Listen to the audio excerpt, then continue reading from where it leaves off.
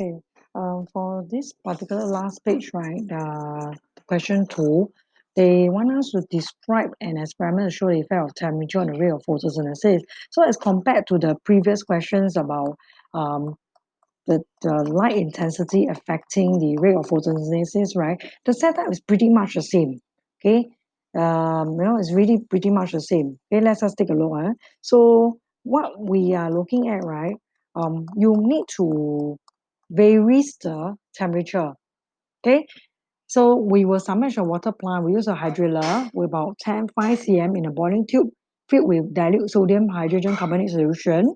And we must ensure the cut end of the water plant is positioned outwards. Why is it so? Because when we have a cut end, right, it will start to release the bubbles, to release the oxygen gas. So the oxygen gas will be released. And then we will place the boiling tube in a water bath. Okay, so we will place a thermometer in the water pot to check the temperature is kept constant first. Remember, the plant need to adapt to the condition first. Then after that, we will use a lamp about 60-watt bulb 10 cm away from the plant. And this distance must be constant because the variables we're looking at, right, is actually temperature. So the light intensity must be the same. So it must be always 10 cm from the plant.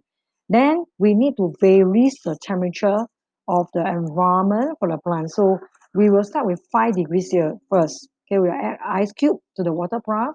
We'll adjust the temperature of 5 degree and allow some time for the plant to adapt the condition first.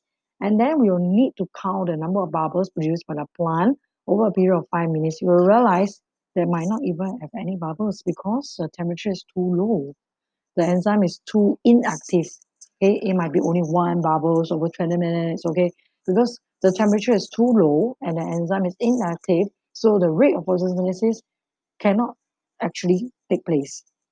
Then we'll repeat step 4 at different temperature. So we will have a series of temperature. We will add more hot water or ice, okay, or tap water to arrange it to 15, 25 degrees Celsius, 35, 45, 55, 65, and 75. And you will need to record number of bubble produced over a period of 5 minutes. Okay, and then we will plot a graph to show the rate of bubbling per minute against the temperature.